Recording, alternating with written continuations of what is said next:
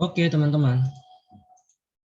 Oke, sebagaimana yang sudah dijelaskan oleh teman kita hari ini, definisi pernafasan, ya, pernapasan adalah proses menghirup atau proses memasukkan oksigen dari udara yang digunakan untuk membakar atau mengoksidasi makanan serta mengeluarkan sisa hasil oksidasi. Kayaknya ini tadi yang dibaca oleh Dek Tesa ya.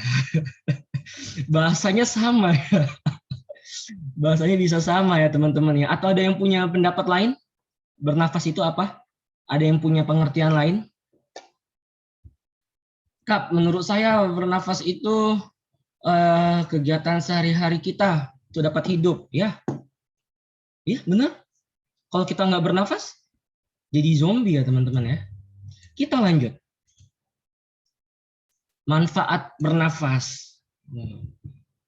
Mengambil O2 ke dalam tubuh dan beredar dalam darah. Oke. Mengeluarkan CO2 dari sisa pembakaran, sisa oksidasi melalui organ pernapasan. Jadi udah diambil O2-nya, kita keluarkan dalam bentuk CO2. Lalu bernafas itu dapat melindungi sistem permukaan dari kekurangan cairan dan mengubah suhu tubuh. Lalu bernafas itu melindungi sistem pernapasan dari jaringan lain terhadap serangan patogenik. Oke. Karena ini yang melindunginya bukan udaranya, tapi yang melindunginya itu organ-organ dari sistem pernapasan, teman-teman ya. Nyampe di sini, bingung? Ada yang kebingungan? Kak, saya nggak ngerti masukin O2 itu gimana? Ngeluarin CO2 itu gimana? Ya, nanti kakak buat tutorial ya teman-teman ya. Masa membuat tutorial sih bernafas gimana ya kan? Yang pastinya ini manfaat pernapasan itu secara langsung lah kita rasakan dalam kehidupan kita sehari-hari. Oke. Oke, kakak akan bacakan dulu ya untuk tambahan definisi pernapasan. Jadi menurut kakak ada tambahan yang harus adik-adik catat sebagai garis besar atau definisi lanjutan dari definisi PPT ini ya. Jadi bernafas itu tadi benar, merupakan pertukaran O2 dan CO2. Bernafas itu adalah ada dua. Kalau ketika kita menghirup udara ke dalam tubuh, menghirup udara yang adalah dinamakan oksigen atau O2, itu disebut namanya inspirasi ya teman-teman ya. Terus ketika kita mengeluarkan udara dari tubuh kita itu disebut dengan ekspirasi. Jadi bernafas itu adalah proses inspirasi, memasukkan udara ke dalam tubuh kita, lalu kita mengekspirasikan, mengeluarkan sisa-sisa atau zat oksidasi yaitu CO2. Oke. Jadi sampai sini teman-teman dapat pemahaman baru ya. Inspirasi dan ekspirasi. Inspirasi itu kita memasukkan udara ke dalam tubuh, lalu kita ekspirasikan lagi, mengeluarkan lagi dalam bentuk CO2 atau karbon dioksida, teman-teman ya. Oke. Sampai sini jelas ya, teman-teman ya. Oke. Kita lanjut. Nah, ini adalah alat pernafasan kita secara garis besar. Secara umumnya ya, udara kita masuk lewat dari hidung ke rongga mulut, ya, ada faring di bawahnya, ada laring, lalu ada trakea teman-teman ya, ini ada kartilago yang putih-putih, terus ada bronkus, ada paru-paru kita kiri dan kanan. Di paru-paru itu ada di percabangan bronkus ini ada bronkiolus, di bronkiolus ini ada alveolus. Tiap-tiap alveolus memiliki alveoli. Nanti kita akan bahas ya secara rincinya ya. Oke, pertama hidung. Ada yang nggak punya hidung? Coba cek dulu hidungnya, masih ada? Masih ada ya teman-teman ya? Dicek sama Dek Tesalonika mana lalu. Aman ya Dek? Masih utuhnya? Hidung, terlepas dari mancung atau pendek, semuanya baik ya, ciptaan Tuhan. Syukurin ya teman-teman ya. Sekarang kita mau ngebahas fungsinya dulu. Nggak ngebahas mancung atau pendeknya. Hidung. Hidung merupakan organ pernapasan paling luar, di mana dia sebagai pintu masuk udara dari luar ya.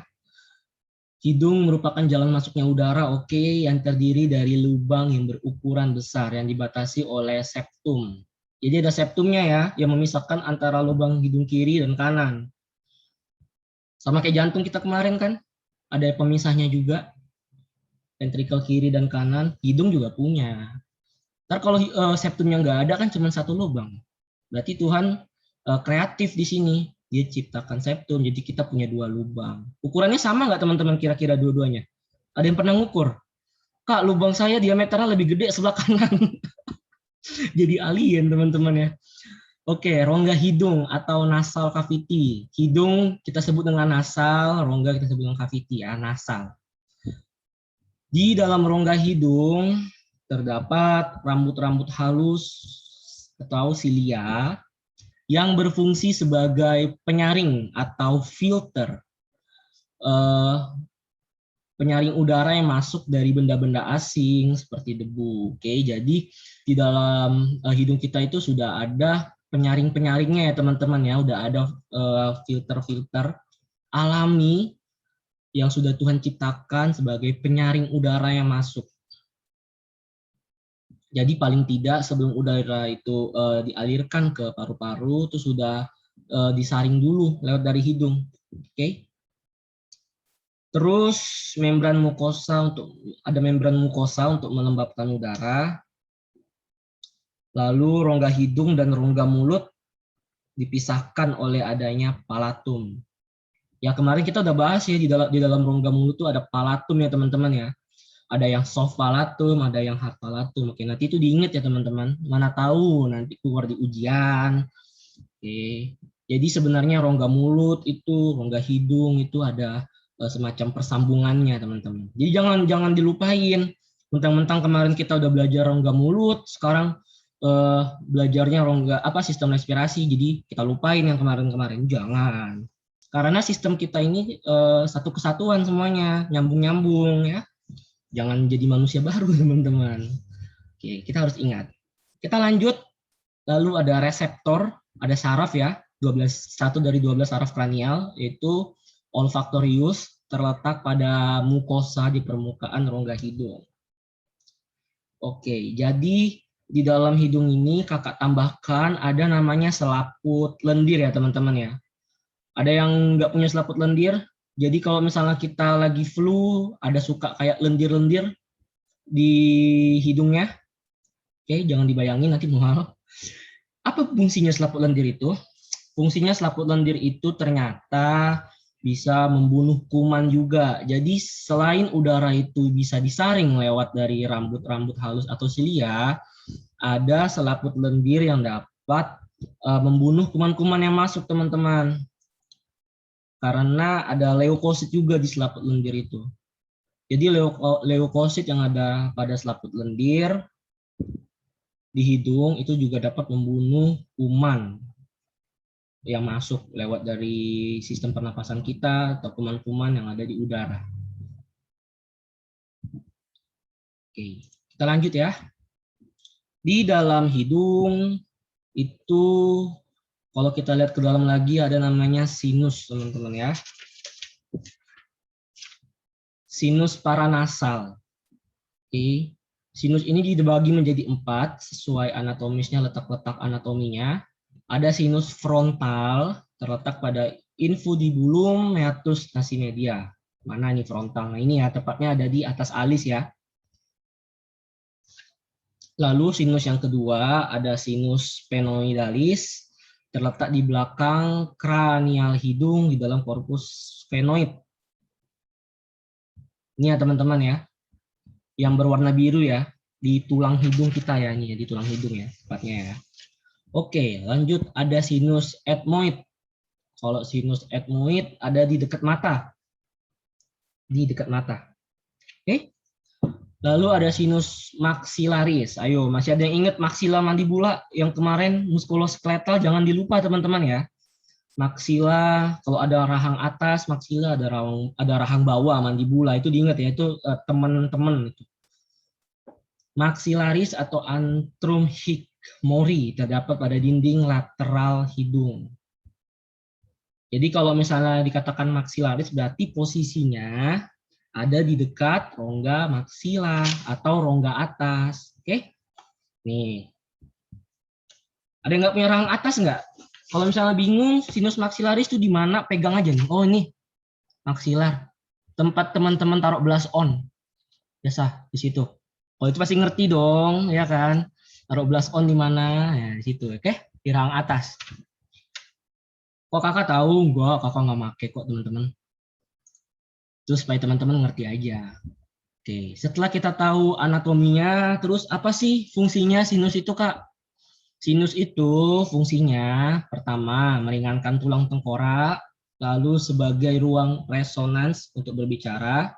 Jadi suara itu butuh suatu ruang ya, agar dia bisa beresonans menjadi suara yang utuh, menjadi suara yang bulat, menjadi suara yang keras gitu teman-teman. Lalu di sinus juga kita memproduksi mukus ke rongga hidung. Ini sorry ya, salah ini. Oke.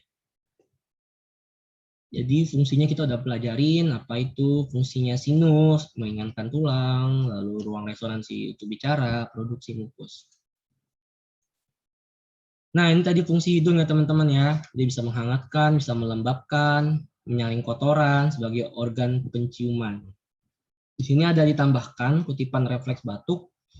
Refleks batuk sebagai cara batuk untuk mempertahankan diri sebagai bebas dari benda asing atau respon tubuh refleks dari benda asing, bronkus dan trakea sangat sensitif sehingga benda asing dapat merangsang refleks batuk. Oke. Ini refleks batuk ya. Jadi kalau benda asing masuk ke dalam tubuh, masuk ke dalam hidung biasanya ya kan, kita sering batuk-batuk gitu teman-teman. Ya ini kayaknya cuma tambahan doang, kita nggak akan bahas ini secara rinci. Oke, kita masuk yang kedua. Jadi setelah kita ngebahas hidung, dalam hidung itu ada tadi sinus, kita bahas untuk ke dalamnya. Faring ya teman-teman ya. Jadi setelah hidung ingat ada faring. Faring merupakan saluran yang mempunyai panjangnya 12 sampai 14 cm ke bawah dan memanjang dari dasar. Oke. Dari dasar tengkorak hingga ke tulang belakang. Ini ya tulang belakang teman-teman ya. Kemarin udah belajar ya teman-teman ya. Ada tulang belakang di sini. Diingat. Cervicalis ke-6 terbagi menjadi 3 bagian. Ada nasofaring, bagian yang terluar dulu ya untuk di bagian faring ya. Ada nasofaring di belakang hidung dan berada di atas palatum oleh terdapat tuba auditorius dan tongsil. Faringnya dilapisi membran mukosa. Jadi ini lapisan paling atas. Biasanya kita kalau lagi swab itu masukinnya kan nggak ke hidung ya, masukinnya tuh ke dalam, masuknya ke nasofaring teman-teman ya. Jadi di sini ya. Ada yang belum pernah ngerasain swab? Swab tuh rasanya masukkan seperti cotton bud gitu untuk mengambil spesimen, bukan ke hidung. Kalau ke hidung kan enak ya teman-teman ya, deket. Kalau hidung kan deket. Ini ke faring. Di faring ini, di nasofaring. Oke? Itu yang di paling atas. Jadi aman nggak ya? Udah pasti aman karena dia masih di bagian atas.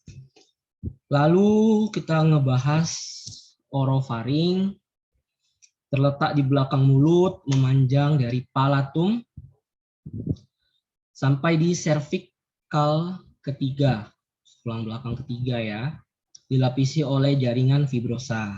Oke, jadi ini pengertiannya dia secara anatomi ya, bagian-bagiannya ya. Laryngofaring adalah laringeal, ini tingkatan yang terbawah setelah orofaring. Kirinya dia memanjang dari atas orofaring hingga ke esofagus pada cervical ketiga sampai 6 dilapisi otot polos. Oke teman-teman, jadi dari sistem pernafasan kita yang terluar hidung, setelah itu dilanjutkan oleh faring. Faring itu terbagi menjadi 3 sesuai letaknya. Ada di nasofaring, ada tingkatan yang kedua terdalam orofaring, lalu laryngofaring. Oke teman-teman, jelas? Jelas ya? Kita lanjut ya. Nah, fungsinya faring ini secara umumnya dapat menelan dan bernafas. Oke, karena dia sebagai jalur ya. Lalu penghangat dan pelembab juga sebagai pengecap. Oke, berbicara di sini juga sebagai dia ruang resonans atau dia juga bisa dapat menghantarkan udara keluar. Oke, jadi di faring ini juga yang masuk gak hanya ini ya, di orofaring ini yang masuk gak hanya nafas, gak hanya udara, tetapi juga makanan yang masuk. Nah, kok bisa makanan sama nafas itu masuk, Kak? Iya, dia dari atas itu satu jalan. Cuma nanti di bawah ada namanya epiglotis. Oke, nanti kita akan bahas ya teman-teman ya.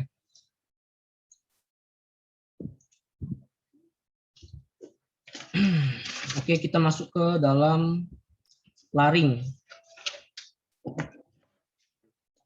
Laring atau biasa disebut kotak suara ini memanjang dari langit-langit, lidah, dan tulang hyoid. Jadi tadi setelah kita belajar yang faring, laringofaring itu kita tandain dulu ke bawahnya itu adalah laring ya teman-teman ya. Posisinya ada di cervical 3 sampai ke cervical 6. Struktur dari laring itu ada 4 dalamnya.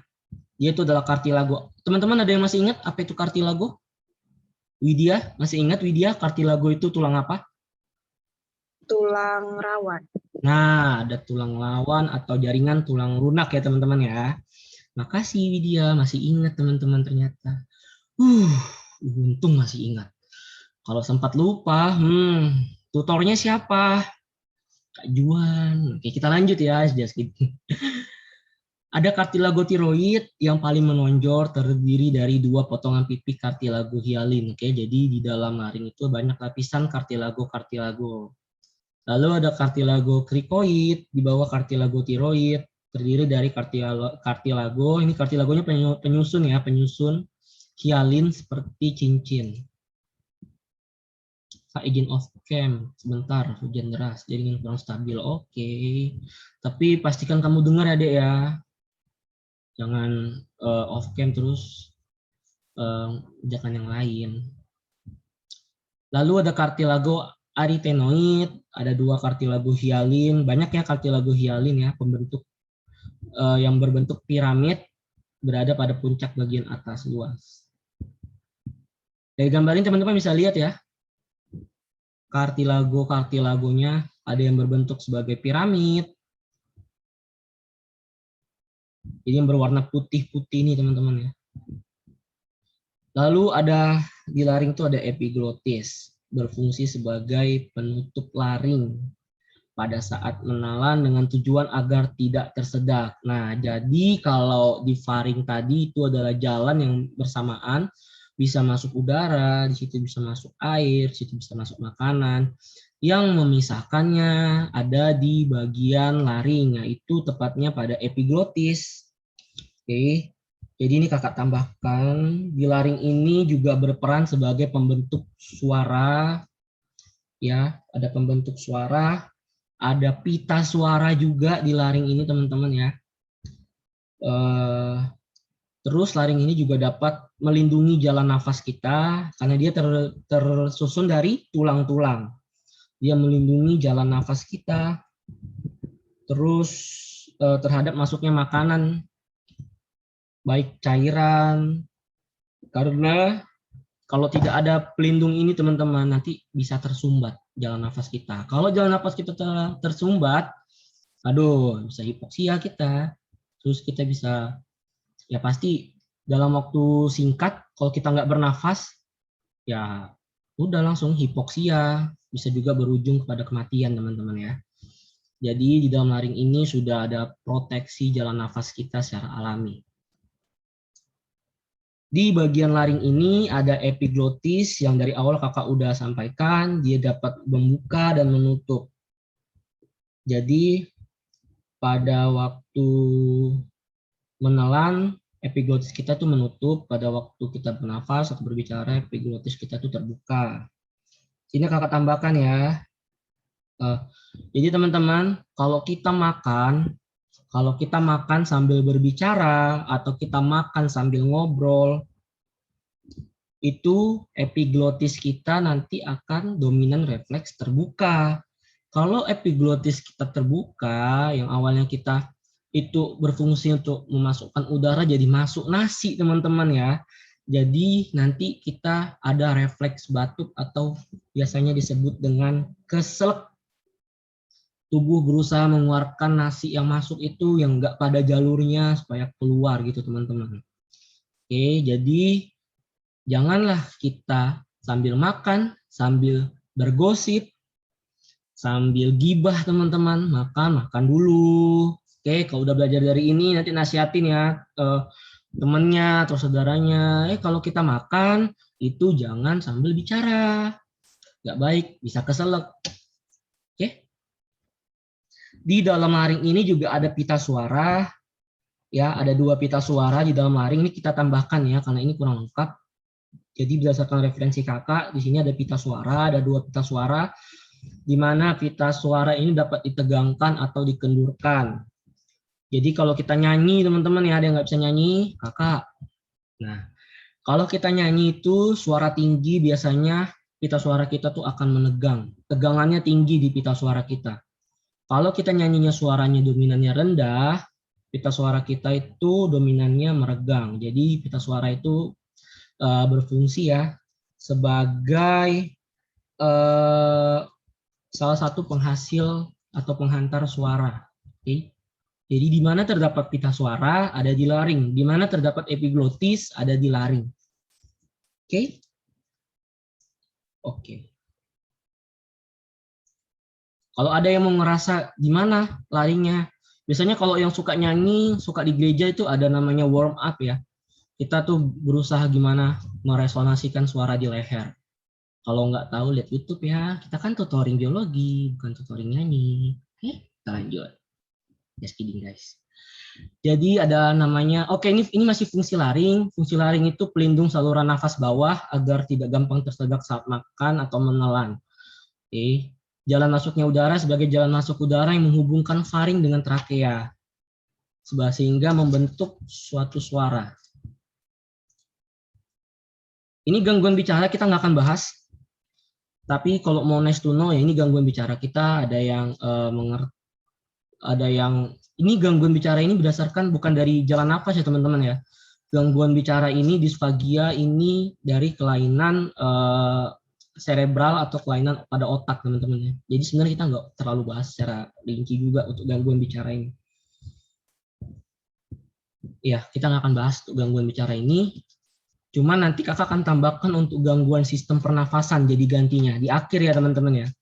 Kalian boleh notes apa aja gangguan dalam sistem pernafasan, apa aja gangguan akibat kekurangan oksigen nanti di bawah kakak akan tambahkan secara lisan.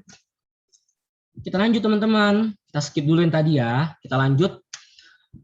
Masih ingat ya? Pertama ya, hidung masuk ke faring, laring. Setelah dari laring ada namanya trakea.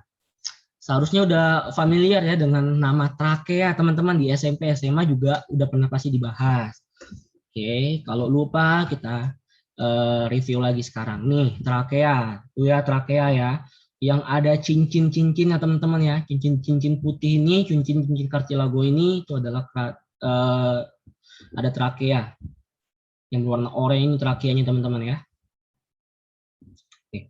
Trakea atau pipa angin itu merupakan sambungan dari faring tadi teman-teman memanjang hingga pada torak. Kelima, panjangnya kira-kira orang normalnya itu 10 sampai 11 cm.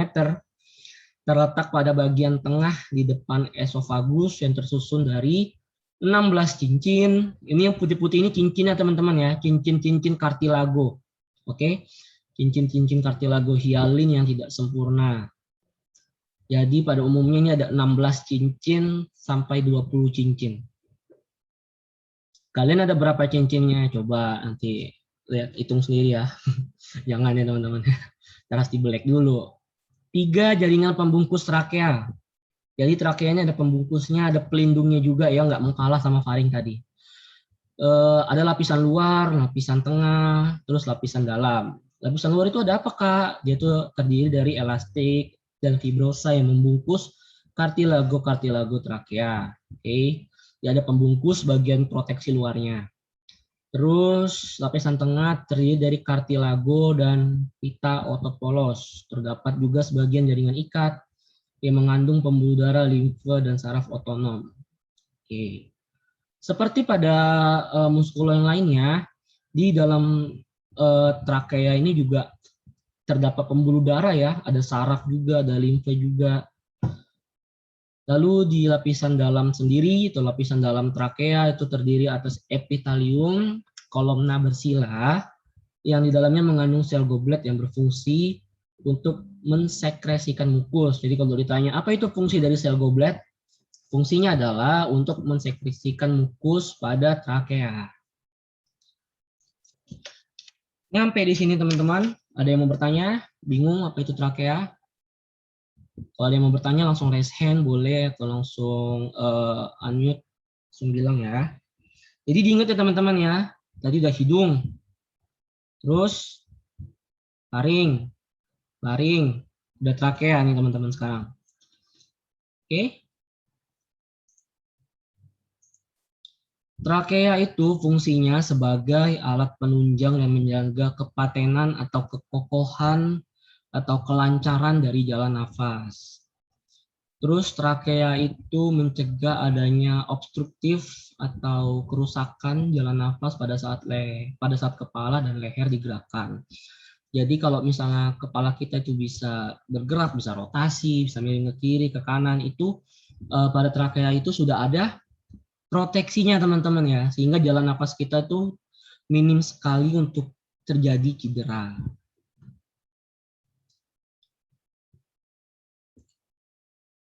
Oke, jalan nafas kita sudah bahas. Terus sekarang kita ngebahas tentang paru-paru teman-teman. Paru-paru berbentuk menyerupai kerucut, terdiri dari bagian apex. Jadi kita kalau kemarin kardio belajar apex, ada condong di sebelah dada. Gimana? Masih inget nggak? Tessa masih inget nggak Tessa? Apex, jantung ada di mana? Masih inget nggak ya? Di tengah, Kak. Di tengah, condong ke kiri. Nah, ya, betul. Kalau pada paru-paru, apexnya itu di atas, kalau nggak salah. Oke. Iya ya, benar. Terus paru itu sebelah kiri berukuran lebih kecil karena pada bagian sebelah kiri ditempati oleh jantung. Jadi untuk organ paru-paru kita itu terletak hampir ya berdekatan dengan jantung teman-teman. Jadi yang kiri Tuhan ciptakan lebih kecil karena di situ ada jantung juga. Di dalam paru-paru ada pleura dan rongga pleura. Pleura terdiri atas kantong membran serosa yang tertutup dan berisi sedikit cairan serosa. Oke, pleura dibagi menjadi pleura viscera, pleura preparietal, terus rongga pleura. Kalau viscera itu melekat pada paru, membungkus tiap lobus dan visura nih ya, yang memisahkan lobus. Oke, jadi teman-teman di dalam paru-paru ini ada lobus ya teman-teman ya. Paru-paru kanan itu ada 3 lobus. Di take note, paru-paru kiri itu ada 2 lobus. Oke. Fungsi paru, dia mengendalikan udara yang masuk untuk menghangatkan, membersihkan saluran pernapasan. Oke, ini tadi ya yang sudah kakak bilang ya. Paru-paru kanan ada 3 lobus, paru-paru kiri ada 2 lobus. Paru-paru kanan yang 3 lobus ini ada 10 segmen. Oke, 10 segmen itu dibagi berdasarkan 3 lobusnya ya. Kita akan bahas untuk di lobus pada paru kanan itu ada lobus superior, ada lobus medius, ada lobus inferior. Superior di atas, medius tengah, inferior bawah. Oke. Pada lobus superior terdapat 3 segmen. Ada segmen apikal, ada segmen superior, ada segmen anterior. Pada lobus medius atau medial itu ada 2 segmen. Ada segmen lateral, ada segmen medial. Untuk lobus inferior ada berapa nih? 1, 2, 3, 4, ada 5 ya. Ya, ada 5, ada superior, mediobasal, anterior, laterobasal, dan posterior-basal. Yang perlu diingat itu adalah intinya pada paru kanan itu ada 3 lobus. Biasanya banyak yang keluar soal, di soal ujian akhir atau soal-soal kuis, nanti kakak juga akan kasih soal. Ini diingat ya, paru kanan ada 3 lobus, segmennya boleh kalau mau dihafal, tapi paling banyak untuk keluar ini. Jangan terbalik teman-teman ya, biasanya banyak yang kebalik loh ini. Paru-paru kanannya yang 2 lobus, paru-paru kirinya yang 3, paru-paru kirinya yang 3 lobus. Oke, diingat ya. Paru-paru kiri itu ada 8 segmen dari 2 lobus. Oke. Lobus atas atau superior ada segmen apico, posterior, ante, superior, dan inferior. Lobus inferior itu ada segmen superior, anteromediobasal, ada lateral basal dan lateral basal. Oke, jadi kalau di kanan lobusnya itu ada atas, tengah, bawah. Kalau di kiri lobusnya itu cuma ada atas dan bawah. Nice. Kayaknya Tessa udah ngerti banget. Nanti Tessa boleh nanti itu ya kakak suruh jelasin ya. Berarti udah paham ya bagian ini ya. Geleng. Kita lanjut ya teman-teman. Oke, jadi tadi masih ingat ini tuh ada bronkus, ada trakea. Di bawah trakea itu ada percabangan, kayak pohon ya, kayak ranting ya. Oke. Ranting ini dinamakan bronkus, teman-teman ya. Jadi bronkus itu dibagi menjadi 2, percabangan kiri dan percabangan kanan. Kita bahas dulu untuk definisi untuk yang ada di teks PPT kita. 2 bronkus primer terbentuk oleh trakea yang membentuk percabangan yang bisa terdapat di toraks kelima. Jadi di percabangannya juga tetap ada cincin-cincin kartilago dari trakea tadi teman-teman ya. Oke, bronkus dibagi menjadi 2 yaitu bronkus kanan dan kiri. Yang kanan 2,5 cm, yang kiri 5 cm. Yang kanan bagiannya lebih lebar, lebih pendek, dan lebih vertikal. Yang kiri cenderung lebih sempit. Struktur dari bronkus ini terdapat ada jaringan ikat. Jaringan ikatnya itu biasanya dilapisi epitelium, ya. Kalau teman-teman ngikutin dari awal tuh semua jaringan ikat yang kita bahas itu ada jaringan epitelium yang menyusunnya. Oke. Tapi untuk di bronkus ini epiteliumnya kolumnar bersilia, bronkusnya bercabang sesuai dengan urutan dan perkembangannya menjadi bronkiolus. Jadi secara garis besar ini trakea ya. Itu dibagi menjadi bronkus kiri dan kanan. Bronkus kiri dan kanan ada cabang lagi teman-teman ya. Cabang dari bronkus disebut bronkiolus teman-teman. Oke, jadi jangan bingung ya. Apa itu bronkus, apa itu bronkiolus, apa itu trakea. Percabangan dari trakea disebut bronkus. Bronkus dibagi menjadi 2, kiri dan kanan. Percabangannya bronkus adalah bronkiolus. Ada banyak ya bronkiolus ya. Lebih banyak daripada bronkus. Oke, jadi ngerti ya apa perbedaannya bronkus, apa perbedaannya untuk bronkiolus. Oke.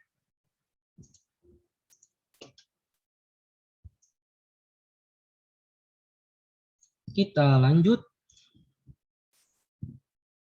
Nah, di dalam bronkus teman-teman ada alveoli. Ini alveoli ya. Jadi tadi ini masih ada ini si bronchiolusnya. Di bagian bronchius ini yang kakak tandain itu ada alveoli.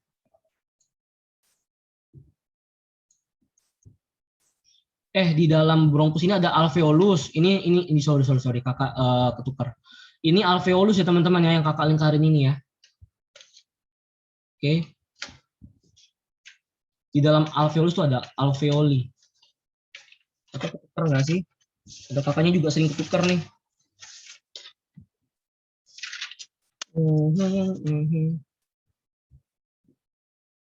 Iya benar. Jadi ini yang kakak lingkarin ini adalah ada alveolus, teman-teman. Alveolus itu seperti kantong-kantong, oke? Kantong-kantongnya yang kakak lingkarin. Di dalamnya ada alveoli, oke? Jadi kompleks ya. Jadi kalau kita ulang, bronkus bercabang jadi bronkiolus, oke? Di dalam bronkiolus ada alveolus. Di dalam alveolus ada kumpulan-kumpulan alveoli. Oke? Clear ya teman-teman ya? Clear. Karena di SMA dulu juga, di SMP aja kakak dulu bahas loh ini. Oke? Terdapat 150 juta alveoli pada paru-paru orang dewasa, jadi ada banyak. Di antara sel squamosa terdapat sel septal yang mensekresikan surfaktan atau berupa fosfolipid untuk mencegah alveoli dari kekeringan. Jadi dia dapat lembab terus ya. Selain itu, surfaktan juga berfungsi mengurangi tekanan dan mencegah dinding alveolus mengalami kolaps saat ekspirasi. Oke, jadi itu sistem pertahanannya. Jadi teman-teman ingat ya, tadi ya, di dalam alveolus ini juga ada pembuluh darahnya, teman-teman. Karena ada vena ya, ada arteri ini bisa dilihat warna biru, warna merah. Oke, karena tadi kalau kita ingat sistem peredaran darah yang kemarin, darah kaya miskin akan O2 atau darah CO2 masuk dari paru-paru kan. Di sini dia mengalami difusi. Difusi zat menjadi zat kaya akan O2 lalu dialirkan kembali ke jantung. Jadi di sini dia mengalami difusi ya teman-teman ya. Oke, kita lanjut. Fungsi alveolus sebagai respirasi eksternal. Terus pertahanan terhadap mikroba, pada paru itu ada sel-sel protektif, oke, meliputi sel plasma dan limfosit. Jadi limfosit itu dia menghasilkan antibodi dan makrofag juga limfosit polimorfonuklear yang bersifat fagositik. Masih ingat ya kemarinnya fagositosis? Fungsinya? Terus mekanismenya? Jangan lupa ya teman-teman ya. Oke. Nah, untuk paru, sebelum kita ngebahas volume-volumenya, ada yang mau bertanya? Ada yang masih bingung?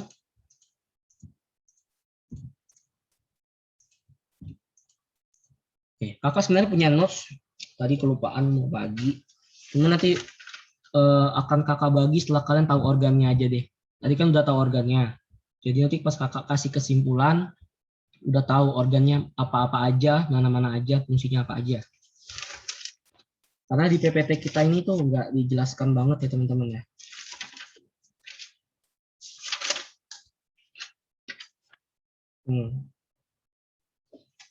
Oke, kita lanjut ya. Jadi paru itu mempunyai volume. Ada volume paru, ada kapasitas paru. Karena paru kita ini berbentuk ruang ya teman-teman ya.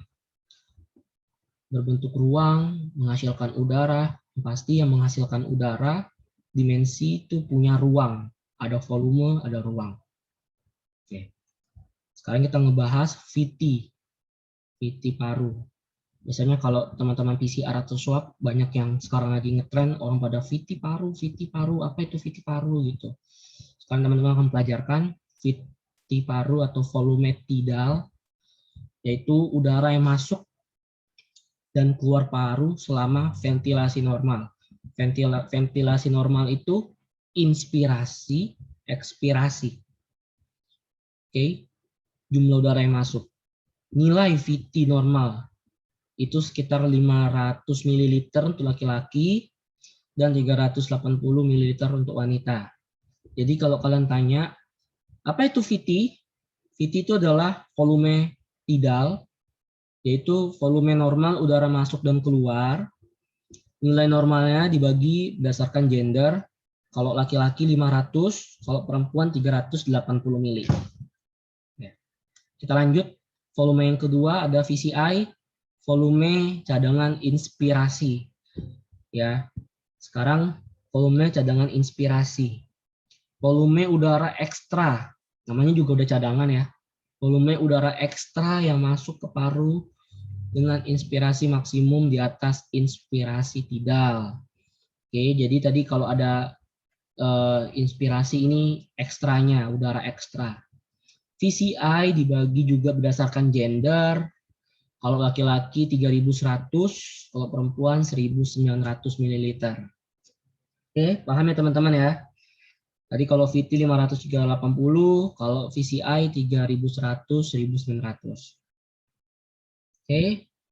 Kalau tadi ada volume cadangan inspirasi, pasti ada namanya volume cadangan ekspirasi, yaitu volume ekstra udara yang masih dapat dengan kuat dikeluarkan pada saat akhir ekspirasi normal. VCI itu berkisar 1.200 mili pada laki-laki dan 800 pada wanita. Oke. Setelah kita paham untuk volume cadangan, jadi diingat ya, cadangan itu juga dibagi dua, inspirasi-ekspirasi. Sekarang kita ngebahas volume residual. Residual itu udara sisa dalam paru setelah melakukan ekspirasi kuat. Jadi setelah kita ekspirasi, coba semuanya ekspirasi deh. Itu ekspirasi kan, mengeluarkan kan. Bukan berarti hati di dalam paru-paru kita ini kosong. Masih ada juga udaranya, udara sisa. Kalau kosong banget, ya nggak bisa ya teman-teman ya. Kita mengeluarkan udara pun itu ada volumenya, sisanya di paru-paru itu juga ada. Oke, volume residualnya juga dibagi berdasarkan gender. Kalau laki-laki 1.200, kalau pada perempuan 1.000. Paham teman-teman? Ada yang mau bertanya untuk volume? Ada yang kebingungan? Kak, izin nanya. Ya, boleh silakan. Tapi mungkin ini nggak berhubungan dengan ini ya, Kak. Perihal Boleh. volume kan satuannya itu mili kan, Kak. Sedangkan udara itu kan dia nggak berwujud. Gimana caranya bisa satuannya itu mili gitu loh. Makasih ya, Kak. Oke, thank you. Sebenarnya kakak belum cari buat itu. Cuman teman-teman, yang kakak tahu itu sebentar ya. Iya ya, kakak nggak cari ya teman-teman ya. Oke, jadi mililiter yang sudah ada pada volume ini tuh yang ada pada darah. Oke, darah itu ada kandungan oksigennya. Di oksihemoglobin teman-teman. Kalau pernah notes. Kemarin kita belajar oksihemoglobin ya. Apa itu oksihemoglobin? Siapa yang ingat? HBO2. Oke. Ada yang punya pendapat lain nggak? Mana tahu kakak ada kurang? Ada yang punya pendapat lain? Karena kakak juga belum cari tentang itu ya. Bagus ya pertanyaannya Tessa ya. Kritis ya. Ayo ada yang mau berpendapat?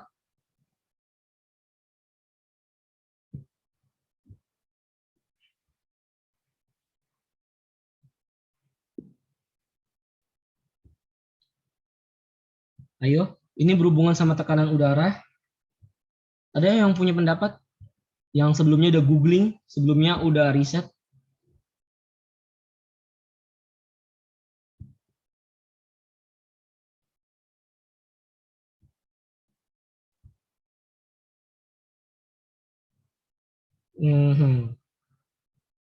Padahal tekanan udara itu bisa banyak ya satuannya ya. Ada milibar,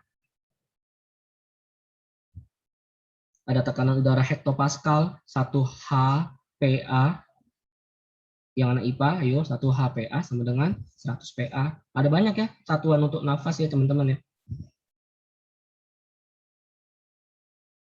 Satuan untuk udara di udara bebas, ada satuan volume untuk satuan udara dalam paru-paru. Ya, di mana paru-paru, di mana udara dalam paru itu juga ada pada beberapa cairan. Karena udara itu masuk berdifusi dari cairan. Ada perubahan partikel di dalam paru. Ya teman-teman, makanya ada oksihemoglobin dan lain-lain. Oke, jadi nanti kalau misalnya ada yang mau punya pendapat lain atau punya sumber lain atau punya referensi lain boleh sama-sama ya. Kita kan di sini belajar sama-sama gitu. Mana tahu kakaknya yang lupa atau teman-teman ada sumber tambahan lain. Ya. Karena biasanya kalau anak IPA tuh udah hatam banget ya teman-teman ya. Tahu apa perubahan fisika, perubahan kimia, oke, kimia dalam tubuh.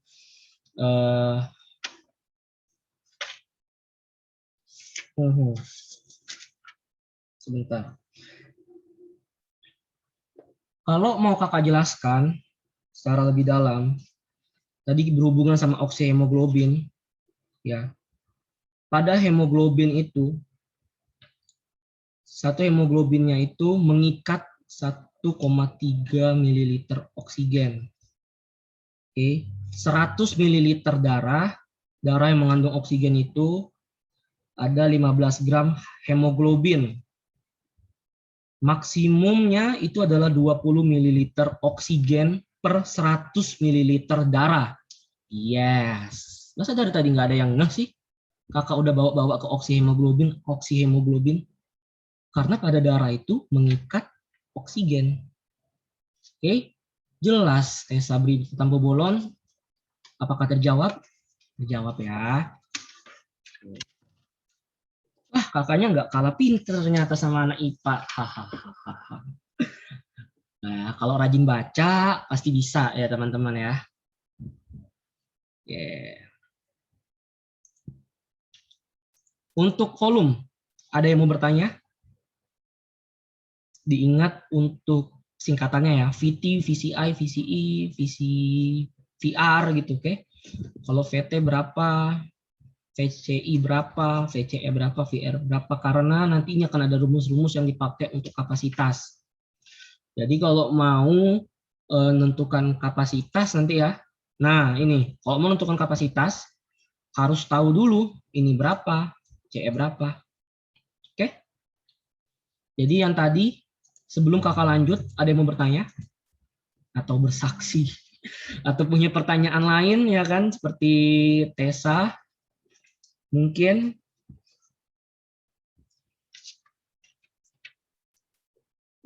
Sebenarnya kalau kakak jelaskan untuk tambahan ini, ada yang namanya transportasi pertukaran gas yang berhubungan sama cairan, oksihemoglobin. Sebenarnya kakak pengen nambahin tuh dari tadi malam. Kakak baru lihat ini PPT kurang lengkap ya teman-teman. Mungkin teman-teman akan dapatkan nanti di semester 1. Pasti, mau nggak mau dan apapun yang terjadi, kalau Camaba ini jadi maba, amin ya. Semuanya masuk ke semester 1. Selamat berjumpa sama yang namanya pertukaran gas, transportasi darah, kandungan-kandungannya. Nanti akan dibahas lebih mendalam oleh dosen-dosen kita ya yang udah expert untuk hal ini ya. Oke, kita lanjut teman-teman. Kapasitas paru. Kapasitas paru atau KRF disingkat, itu adalah penambahan volume residual. Tadi kita udah bahas ya, volume residual ya. Dan volume cadangan, ekspirasi. KRF itu adalah penambahan volume residual dan volume cadangan ekspirasi. Volume cadangan itu ada dua ya. Ada cadangan ekspirasi, ada cadangan inspirasi. Kalau KRF ini adalah volume residual dan volume cadangan ekspirasi. Diingat ya teman-teman ya. Jangan bingung ya, apa itu cadangan ekspirasi? Berarti tadi belum ngerti. Oke. Kapasitas merupakan jumlah udara sisa dalam sistem respiratorik setelah diekspirasi normal. Nilai rata-ratanya adalah 2.200 rata-ratanya. Didapat dari mana? Dari VR tambah VCE. VR tambah VCE. Oke? Lanjut, kapasitas inspirasi atau KI adalah penambahan volume tidal dan volume cadangan inspirasi. Nilai rata-ratanya adalah 3.500 ml. Jadi untuk rumusnya adalah KI sama dengan VT paru ditambah VCI, cadangan inspirasi. Mudah ya teman-teman ya? Ngerti ya? Lalu kita lanjut, kapasitas vital atau KV, yaitu penambahan volume tidal. Tadi kita bahas volume tidal volume cadangan inspirasi VCI dan volume cadangan ekspirasi. Jadi VCT volume tidal, VT ditambah volume cadangan inspirasi, VCI ditambah VCE volume cadangan ekspirasi. Nilai rata-ratanya adalah 4.500.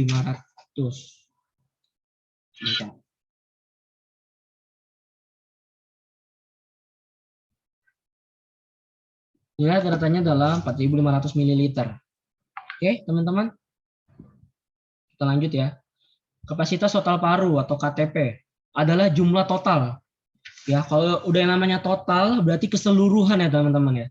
Keseluruhan udara yang ditampung dalam paru dan sama dengan kapasitas vital tambah. Ditambah volume residual atau VR. Nilai rata-ratanya adalah 5.700, nilai normal. Kalau nilai rata-rata itu nilai normal, teman-teman ya. Nilai normal segitu. Rumusnya adalah KTP, kapasitas total paru, sama dengan KV, kapasitas vital, plus VR. Oke, volume residual. Nyampe di sini, ada yang masih bingung? Jelas teman-teman semuanya? Jelas ya? Oke. Faktor yang mempengaruhi kapasitas vital paru. Tadi kita udah bahas setiap nilai normalnya itu berbeda berdasarkan gender, laki-laki dan perempuan itu beda. Terus faktor apa lagi yang mempengaruhi kapasitas vital paru? Pertama umur, berdasarkan riset. Ada jenis kelamin, tadi kita udah lihat ya, laki-laki dan perempuan itu berbeda untuk kapasitas vitalnya. Terus ada riwayat penyakit, dengan beberapa penyakit tertentu, VT volumenya berbeda ya teman-teman ya. Apalagi kalau misalnya corona kayak gini, corona berhubungan sama sistem pernafasan teman-teman ya, sistem paru-paru juga gitu. Makanya kalau misalnya PCR atau swab dilihat juga VT parunya,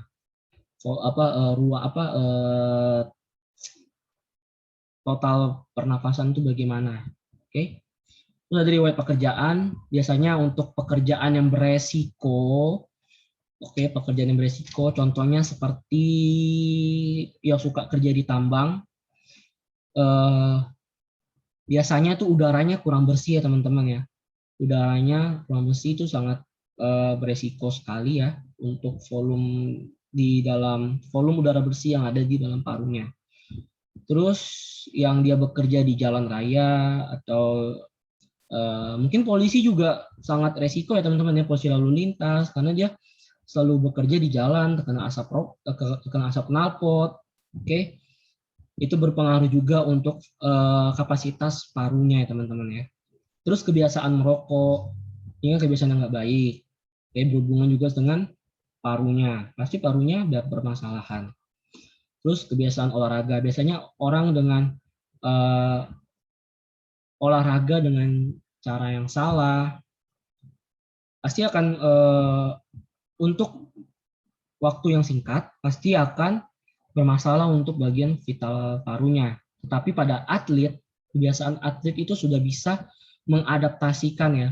Dia bisa mengatur nafas dengan baik, dia bisa mengatur metaboliknya dengan baik, tahu manajemen nafasnya dengan baik. Biasanya cenderung perfect atau cenderung sehat itu untuk vital parunya. Oke, sekarang kita ngebahas mekanisme pertukaran oksigen dan karbon dioksida. Kita udah belajar alurnya, organnya dari terluar sampai terdalam. Sekarang kita ngebahas tentang mekanisme pertukarannya.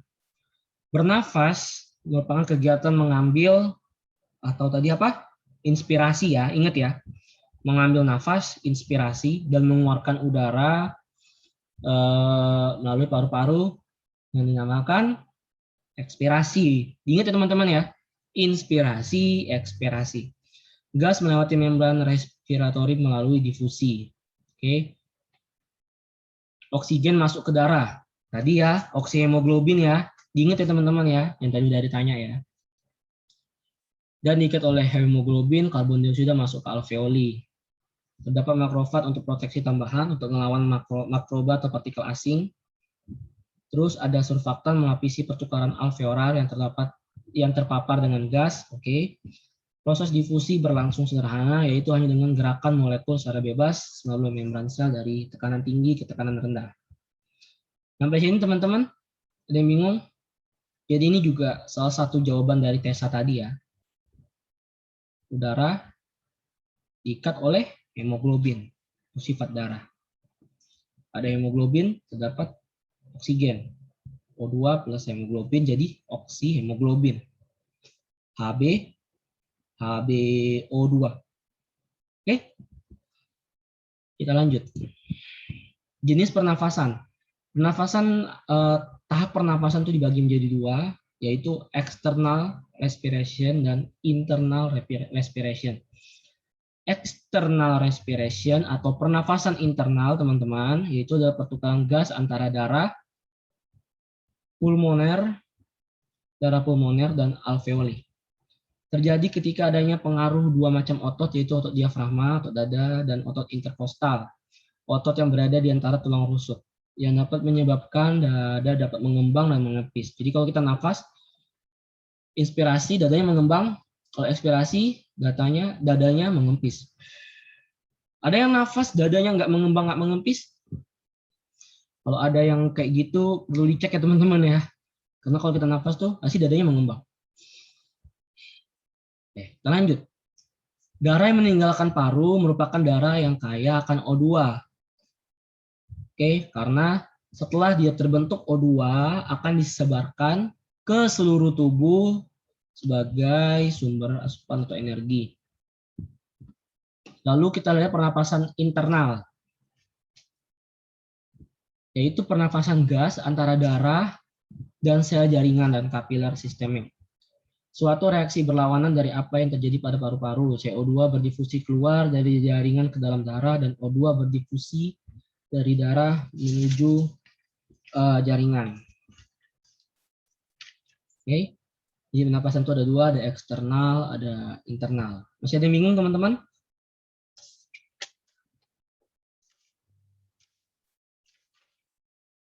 Ada yang bingung? Boleh kita berdiskusi.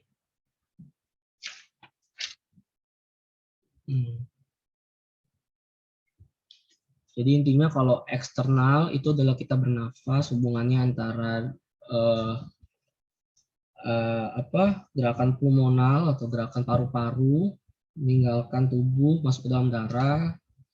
Kalau kita internal yaitu jaringan ya, lebih ke dalam bernafas, itu lebih rinci ke ikatan O2 dan Hb. Terus selnya mengambil O2, terus paru-paru menerima darah hasil buangan CO2, terus mereka berdifusi kembali. Gitu. Masih ada yang bingung teman-teman? Oke, kalau nggak ada, berarti kita lanjut ya. Perubahan rate pernapasan. Oke, jadi ini adalah alur nafas itu dapat dibagi berdasarkan kategori bayi baru lahir atau newborn, terus ada infant atau bayi, terus ada usia 5 tahun, ada yang dewasa. Kadang-kadang rate akan meningkat pada usia lanjut. Sekarang kita akan lihat dulu untuk bayi baru lahir atau newborn, itu 40-80 kali per menit di sini ya. Tapi kalau dari sumber buku yang kakak baca itu 30-40. Terus untuk infant bayi biasanya itu 1-12 bulan, 30 kali per menit. 2-5 tahun, 2-5 tahun itu untuk respirasi rate normalnya itu 24-25 kali per menit. Pada orang dewasa RR normal, ini yang biasa kita pakai ya untuk TTV ya teman-teman ya, mengecekkan tanda-tanda vital itu 12-20 sebenarnya. 12-20 ya teman-teman ya. Jadi untuk range normalnya itu 12, 18-20. Itu untuk range normal. Ya, jadi nanti kalau misalnya teman-teman belajar tentang tanda vital, oke, belajar tentang bagaimana memeriksa tanda-tanda vital. Untuk respirasi rate normal pada orang dewasa, pada orang umumnya itu 12 sampai 20 ya teman-teman ya. 12 sampai 20 kali per menit. Usia 5 tahun atau balita itu 24 sampai 25 kali per menit. Untuk infan bayi sekitar 1 sampai 12 bulan itu 30 kali per menit. Untuk bayi baru lahir atau newborn itu sekitar 40 sampai 80 kali per menit.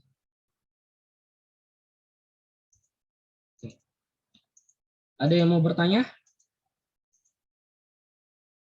Kita sampai jam berapa ya teman-teman? Masih lama.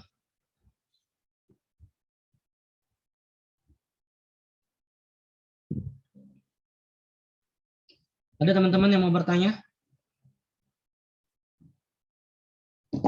Ada yang masih kebingungan?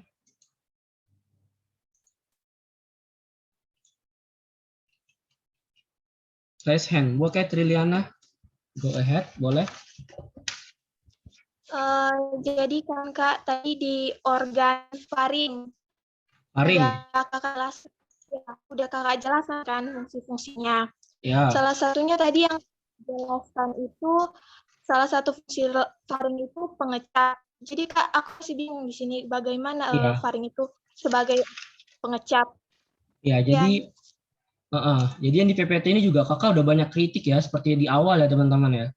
Jadi untuk pengecapan tuh kakak juga kurang setuju karena faring itu sebagai saluran untuk transportasi udara ya teman-teman ya. Nggak ada fungsinya dengan pengecapan atau perasa. Mungkin sebagai pengecapan, mungkin dia juga mengantarkan makanan, maksudnya seperti itu. Dia juga berfungsi untuk mengantarkan makanan. Tapi kalau untuk perasa itu di lidah ya teman-teman pada umumnya ya.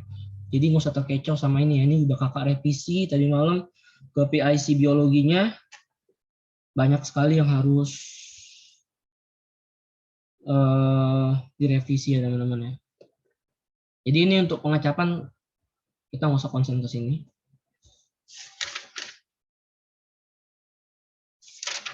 Oke, kita nggak usah konsen ke situ. Jadi pada intinya teman-teman harus tahu aja ya kalau faring itu sebagai bagian tempat masuknya udara dari hidung. Faring itu juga tempat masuknya makanan. Oke. Makanan dan faring masuk ke dalam satu jalur yang sama. Makanan dan makanan dan pernafasan itu masuk kepada jalur yang sama, yaitu di faring. Itu. Gak usah terkecoh sama yang pengecapan tadi. Mungkin yang buat PPT ini ingin bilang kalau di faring itu juga dapat sebagai cepat jalur makan juga gitu. Oke. Itu aja yang penting yang perlu diingat, fungsinya itu faring, akses awal untuk menuju ke trakea dari hidung, dan faring itu secara anatomis ada di vertebra cervical ke-6, ada 3 bagian, bagian atas naso, bagian tengahnya oro, bagian bawahnya laring, disingkat jadi 0.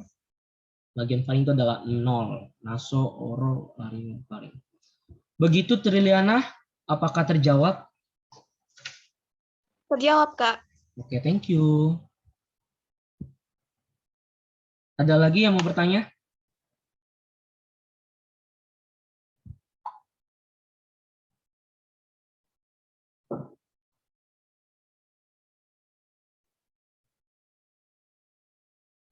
Ada lagi yang mau bertanya? Kalau nggak ada kakak yang cari mangsa nih.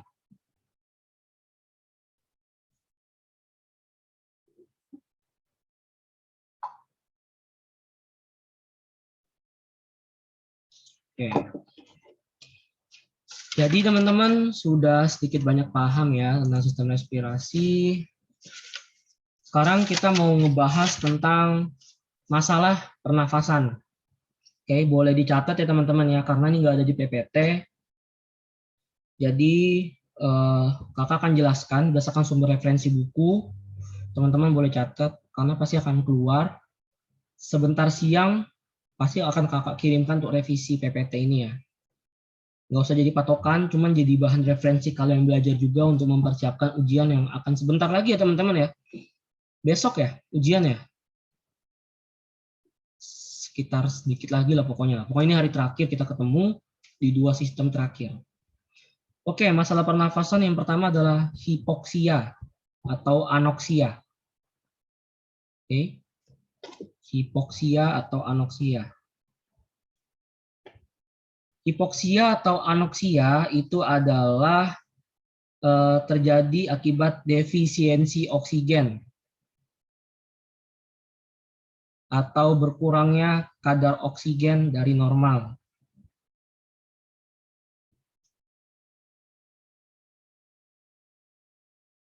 Oke, biasanya terjadi anemia, gangguan sirkulasi darah, terus penyakit paru lainnya. Oke, itu hipoksia. Penjelasannya karena kadar oksigennya kurang yang seperti yang dibutuhkan tubuh, ya, karena kadar oksigennya kurang, jadi kita bisa mengalami gangguan sirkulasi darah, jadi organ kita kekurangan seharusnya oksigen yang diperlukan, seperti itu teman-teman. Oke, hipoksia sudah, terus yang kedua hiperkapnia. Peningkatan kapnia itu kadar CO2. Hiperkapnia itu adalah peningkatan kadar CO2 dalam cairan tubuh. Oke, sering disertai dengan hipoksia. Jadi kalau oksigennya kurang dalam tubuh, jadi yang meningkat CO2, terjadilah hiperkapnia. Jika CO2 berlebih, akan meningkatkan respirasi dan konsentrasi ion hidrogen, yang akan menyebabkan asidosis atau kadar asamnya berlebih dalam darah. Asidosis metabolik, teman-teman ya. Oke, jadi setelah hipoksia, kalau kita kekurangan nafas, lanjutannya adalah hiperkapnia, di mana CO2-nya yang paling dominan, CO2-nya yang paling banyak dalam paru. Setelah hiperkapnia, yang ketiga ada hipokapnia. Tadi ada hiperkapnia, sekarang hipokapnia. Hipokapnia adalah penurunan kadar CO2 dalam darah. Oke. Biasanya terjadi akibat hiperventilasi. Apa itu hiperventilasi? Hiperventilasi adalah bernafas cepat atau pernafasan cepat. Oke. Hal ini teman-teman dapat menyebabkan terjadinya alkaliosis. Jumlah bikarbonatnya berlebih. Oke. Atau peningkatan kadar basal dalam tubuhnya lebih. Jadi kalau hiperkapnia itu CO2-nya meningkat dalam tubuh, terjadi alkaliosis. Kalau hipokapnia, kadar CO2-nya justru yang lebih sedikit.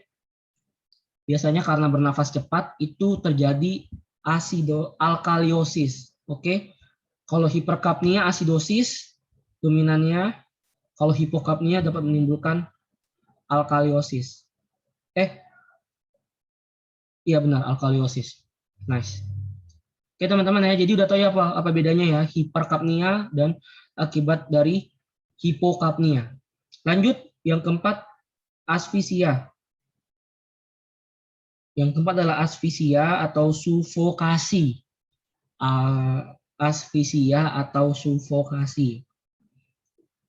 Oke, penyakit asfisia atau sufokasi ini adalah kondisi teman-teman ketika hipoksia dan hiperkapnia,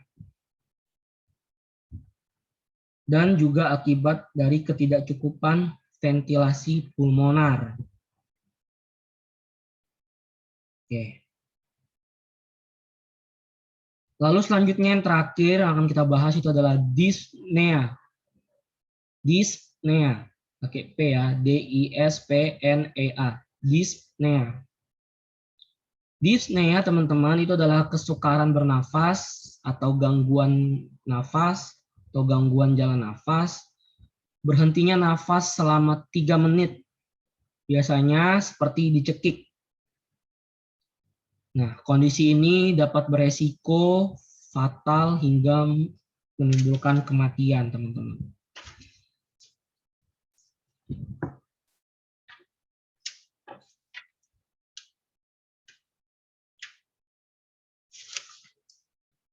Oke, itu saja.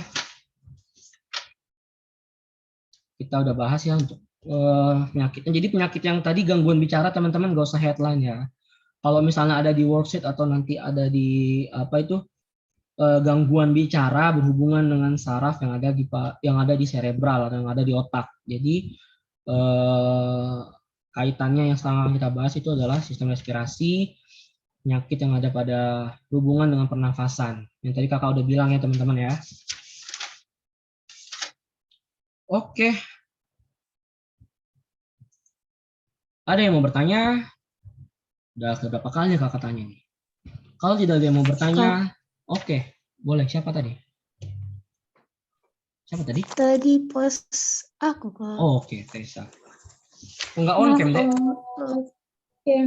Jaringannya susah kali, Kak. Dari tadi keluar masuk. Oh iya. Kalau bisa tadi aku nggak sempat dengar yang mana tadi? Yang hiperkapnia sampai ke nomor 4. Baru masuk Oke. nomor 5. Hiperkapnia ya. Iya, Kak.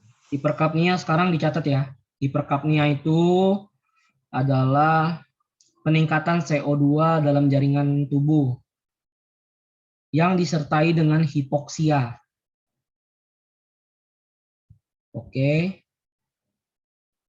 Jika CO2 berlebih, dia akan meningkatkan respirasi. Oke, jika CO2 berlebih, dia akan meningkatkan respirasi dan konsentrasi dari ion hidrogen. Di SMA IPA udah dipelajarin ya, ion hidrogen pasti udah dipelajarin ya. Oke. Tadi hiperkapnia juga akan menyebabkan asidosis. Asidosis itu adalah kadar asam berlebih. Oke. Itu hiperkapnia. Udah, Dek, hiperkapnia. Terus yang mana lagi tadi? Hipo belum ya, hipo ya? Dek Tesalonika. Hipo belum, Kak. Hipo. Sama asfisia. Cuman yang lain yang bisa on cam ya teman-teman ya. Karena ini kan recordnya ini kakak selain juga nanti ke mereka. Jadi biar wajib diusahakan untuk on cam teman-teman. Oke. Oke. Hipokapnia ya, itu penurunan kadar CO2 dalam darah. Oke, terjadi akibat adanya hiperventilasi atau bernafasnya cepat atau peningkatan pernapasan. Kondisi ini dapat menyebabkan alkaliosis. Alkaliosis itu apa? Jumlah bikarbonatnya berlebih atau kadar basanya dalam darah yang lebih. Teman-teman udah tahu ya apa itu asidosis metabolik, apa itu alkaliosis metabolik, apa itu asidosis, apa itu alkaliosis. Beda ya. Kalau asidosis itu asam darah meningkat. Kalau alkaliosis itu basa darah meningkat itu. Utamanya seperti itu. Lanjut apalagi yang belum, Dek? Asfisia belum? Belum, Kak. Kalau asfisia atau sufokasi, oke, asfisia atau sufokasi itu adalah kondisi gabungan dari hipoksia dan hiperkapnia. Terjadi akibat ketidakcukupan ventilasi pulmonar. Udah, kakak kayak gini loh, kayak ngerasa ngediktein anak SD. kayak ngerasa ngediktein loh. Udah deh, sekarang dyspnea ya. DID, nggak gitu ya. Oke, sekarang yang dyspnea ya, Tesalonika ya. Dyspnea Kak. itu adalah kesukaran bernafas atau henti nafas selama 3 menit atau lebih. Oke, rasanya seperti dicekik karena gangguannya ada pada jalan nafas ya di leher ya. Dapat beresiko menimbulkan kematian. Udah Kak, terima Udah. kasih Kak. Terima kasih kembali. Ada yang mau bertanya?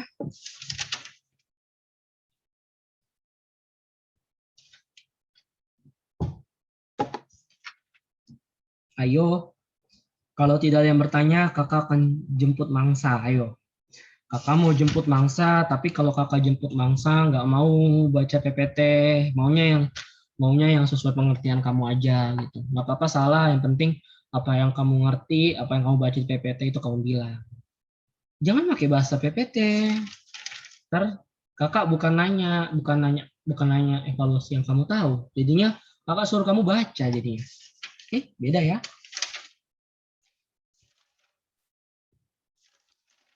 Oke, guys.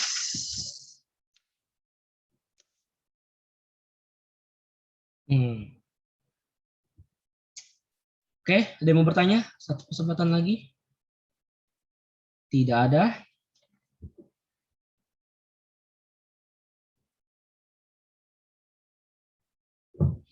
Oke, ini lagi yang perlu dicatat deh, tambahan. Ini nggak ada di PPT. Kakak mau kasih kalian alur. Alur bernafas ini secara urai ya. Jadi ini kakak kasih ringkas, kakak kasih alurnya gitu. Oke, pertama untuk inspirasi, alurnya yang dicatat ya. Jadi kakak kasih step, kalian bisa hubung-hubungkan. Pertama O2 itu masuk ke hidung, masuk ke trakea. Oke, alurnya masuk ke alveoli. Oke, masuk ke alveoli. Terus masuk ke pembuluh kapiler alveolus. Terus terjadi ikatan O2 dengan Hb. Ini tadi jawaban si Tessa ya, ikatan O2 dengan Hb. Setelah itu masuk ke jantung. Setelah masuk ke jantung, dialirkan ke seluruh tubuh sampai ke setiap sel. Oke, itu untuk inspirasi.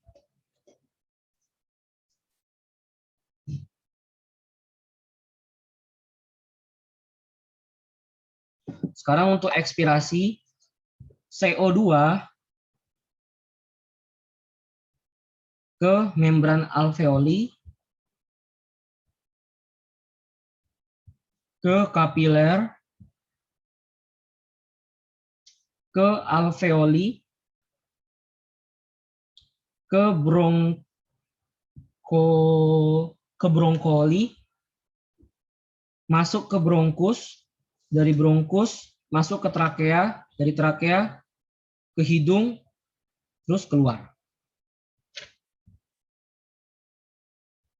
Jadi bronkoli atau bronkiolus. Oke. Oke teman-teman ya, itu alur ekstra ya dari referensi kakak di buku. Semoga nanti bisa kalian tahu alurnya, jadi bisa ngejawab soal worksheet juga nanti. Kak, ulangi yang bagian ekspirasi. Oke. Ini baru masuk. Ekspirasi itu CO2 ke membran alveoli,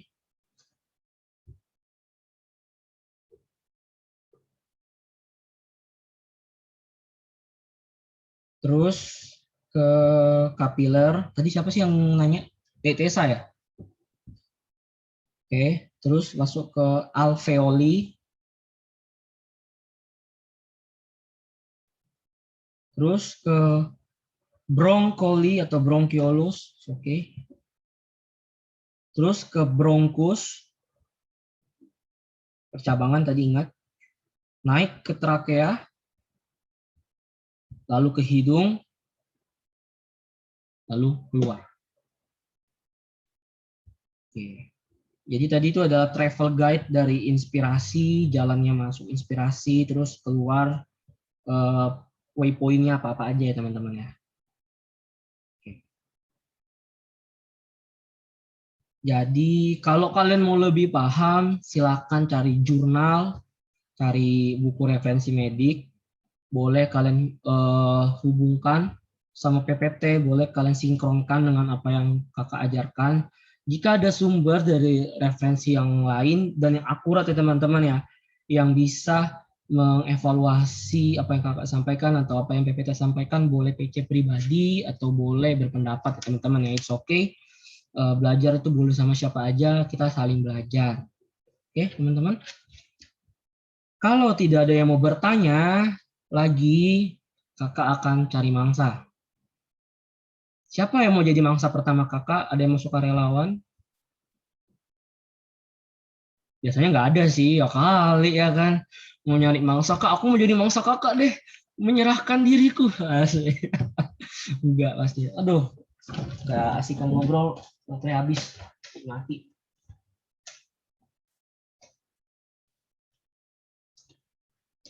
Kakak pasang casan, kalian bisa kesempatan dulu tuh buka buku. Nanti setelah ini nggak boleh jelasin dari buku, harus dari apa yang kalian pahamin. Kalau ngeliat PPT sama aja, ntar baca ulang. Ntar ya.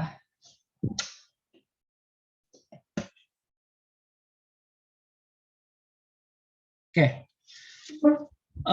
Oke, sekarang kakak mau lihat dari yang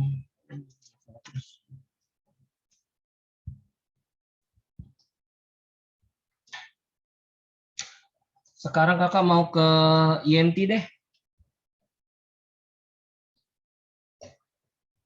Ya, Oke, kakak sekarang mau tanya kamu ya. Coba jelaskan sama kakak sistem respirasi itu secara definisi apa yang kamu pahami ya. Terus apa itu bernafas dan bagaimana itu bernafas.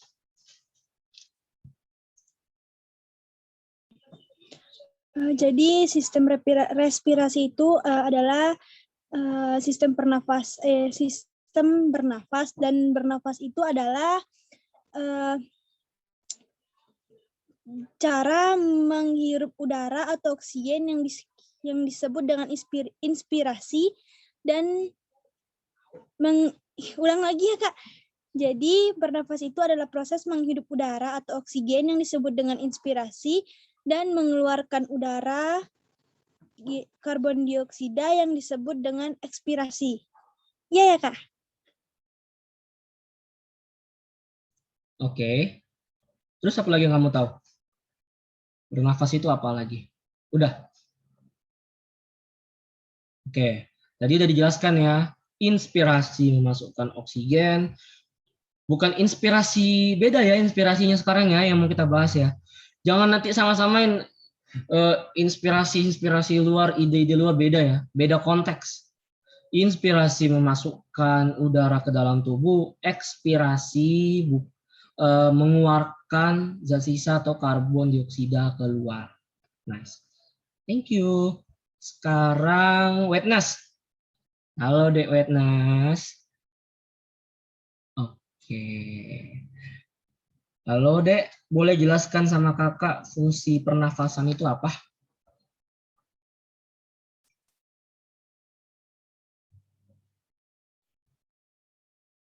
Berdasarkan bahasa kamu ya, pengertian kamu ya. Fungsi pernapasan itu ya untuk bertahan hidup ya. Nice. Bertahan hidup. Ya kalau nggak bernapas ya mati. Oh iya bener.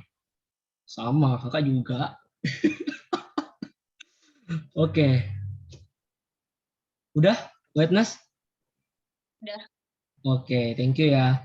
Singkat, jelas, padat, mewakili curahan isi hati ya.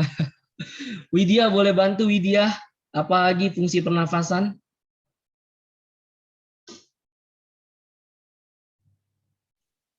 Melindungi tubuh dari kekurangan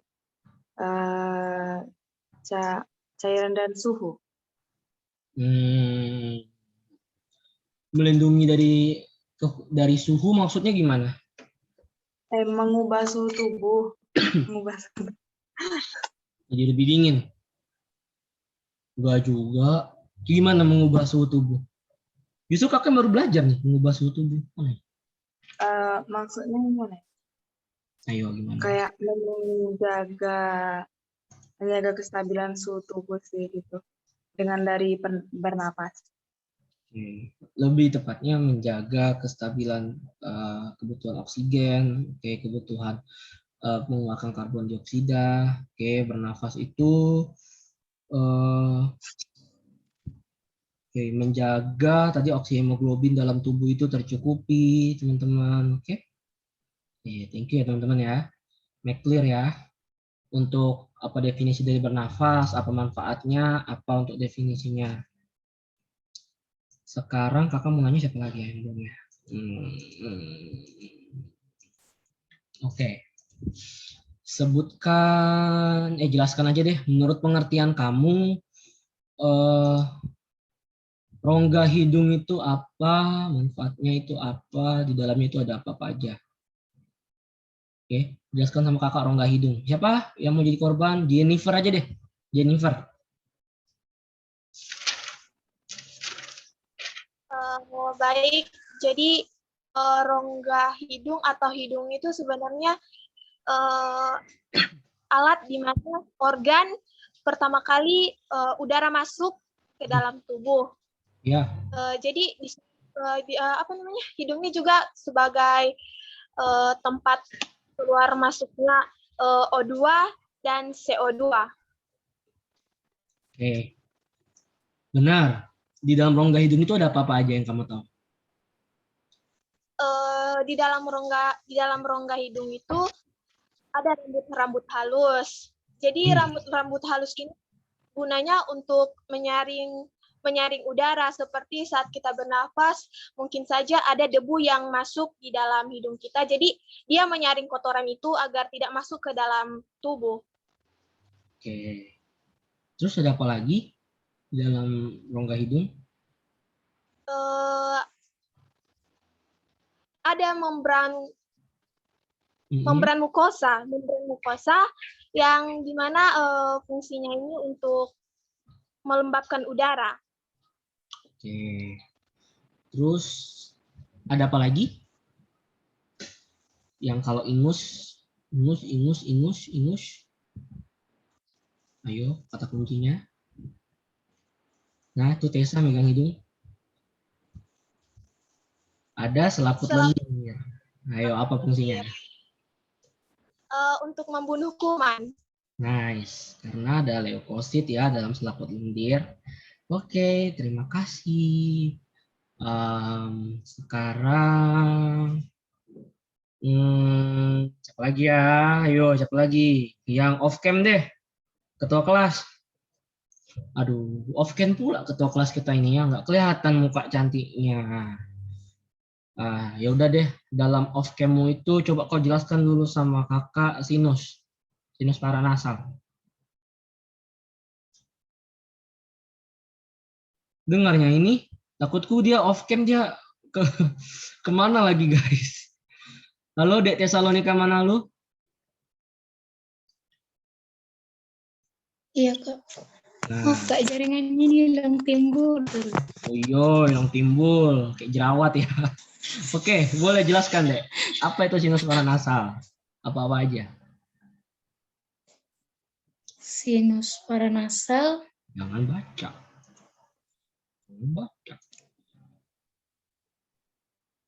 Ayo. Gak kelihatan mukanya, gak asik.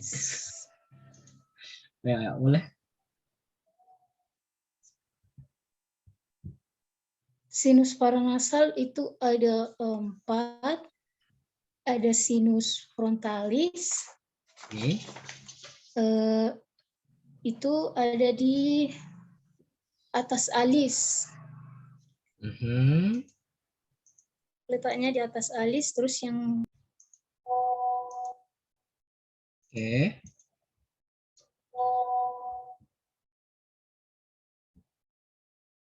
Oke. Oh, kok Jikuka ninjutsu ya guys? Hilang. Teleportasi dia. Oke deh. Tes aja deh, Tesa. Oh, biar pinter loh. Tesa aja deh, Tesa. Coba eh, kasih tahu kakak sinus. Letaknya ada di mana? Coba kamu tunjukkan deh. Sinus itu letaknya ada di mana? Tahu nggak? Ya, sambil tunjukkan sambil praktekkan. Ayolah, oke lah. Kan ada di muka doang tuh. Lagi ribut rumahku Kak, nggak apa-apa ya Kak? Oh, suruh diam dulu. Woi, diam. Oh, lagi tutor aku. Diam dulu. Lagi zoom ini. Oke, boleh. Gak apa-apa. Yang Tessa bahas ini sinus paranasal kan Kak? Sinus Nah, paranasal itu kan ada 4. Yang pertama ada sinus frontalis. Oke, Sinus di mana? frontalis itu terletak. Kenapa Kak? Di mana? Coba tunjukin sinus frontalisnya di mana? Sinus frontalis itu di atas alis. Oke, ada 1 atau 2? Ada 2 kanan kiri. 1 atau 2? Kak, enggak. Berapa Kak? 4, 1 8. Ada Jangan 2 gitu lah. lah. Ini pegang dulu, Nah, ada pegang dulu. 2, Mana? ada di Oke, sini. 2 ya. Oke. Ini. Oke. Itu tepatnya terletak pada infundibulum meatus Oke. atau nasi media. Oke. Kemudian Nah, yang kedua itu ada sinus sphenoidalis. oke. Sinus sphenoidalis itu terletak di sini Kak. Di sini ya Kak. Mana? Di Di mana sini. ya? Jauh kali nggak Kak. kelihatan. Iya, betul ya di situ ya. Oke. Di sini. Itu tepatnya terletak di belakang cranial hidung di dalam corpus sphenoidalis. Betul Kak. Oke. Terus? Kemudian yang ketiga itu ada sinus ethmoidalis. Oke. Itu terdapat dalam pars labyrinthitis osis ethmoidalis. Oke. Kemudian yang terakhir itu ada sinus maxillaris atau antrium hicmori terdapat pada dinding lateral hidung. Oke, coba sekarang kamu tunjukin lokasinya terus sama tempatnya berurutan. Pertama, frontalis, terus coba Di urutan. sini ada sinus, ya sabar Kak. Di sini ada sinus frontalis, itu ada 2. Kemudian ada sinus ethmoidal, itu di sini. Oke. Di sini. Kemudian ada sinus sphenoidal, itu di sini, di tempat blast on, kalau kayak kakak bilang. Kemudian ada sinus maxillaris itu di mana? Di sini Kak. Di sini ya Kak. Di mana maksilar? Nah, itu ya di situ maksilar. Iya, di situ kan Kak. Oke, Nah. sekian dari Tessa Kak, makasih. Oke ya, kapok ya. Ulang. Frontalis ada di atas ini ya, frontalis. Lalu kita turun ke ethmoid. Oke, ethmoid. Di sini ethmoid ya, dekat mata ya teman-teman ya. Ethmoid. Oke. Dekat mata. Terus kita turun ke sphenoid. Hidung, tulang hidung. Oke. Sebenarnya tempat blast on tuh di maksilar deh. Terus maksilar. Di tulang rahang atas. Berarti ulang, kalau dari atas ada frontalis. Oke, ada ethmoid dekat mata. Oke. Ada sphenoid hidung di tulang hidung atas. Ada maksilaris di rahang atas atau di tulang maksilar. Masih ada yang bingung? Gampang ya kalau disuruh tunjuk sinus ya. Coba kakak mau witness untuk ulangin tadi apa yang udah kita praktekin.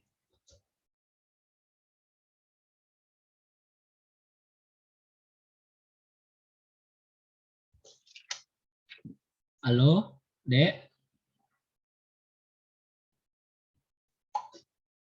Ulangi, Kak. Ulangi.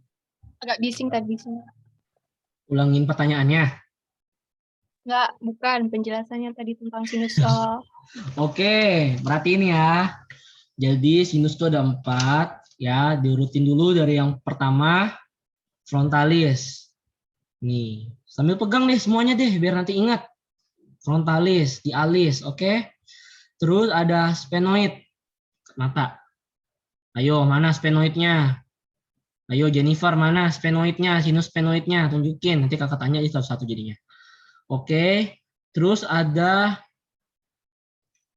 oh ya ini tadi etmoid, terus sekarang sphenoid di tulang hidung. Sphenoid, tulang hidung. Oke, etmoid di dekat mata, sphenoid di tulang hidung. Maxillaris di tulang rahang. Oke, semuanya kakak tanya ya. Sekarang kakak mau semuanya tunjukin tulang, bukan tulang. Kakak mau tunjukin sinus sphenoid. Semuanya pegang, sinus sphenoidnya mana? Sphenoid. Sphenoid, Tessa, sphenoid di atas dong. Sphenoid, sphenoid. Ayo, sphenoid. Hidungnya bukan di tengah dong, nggak ada sphenoid nasa itu sinusnya di tengah gini, di samping coy. Tessa, nah kok bikin tadi di tengah, nggak ada di tengah, oke. Ulang. Sekarang kakak mau kalian tunjuk sinus maxillaris. Semuanya pegang sinus maksilarnya di mana?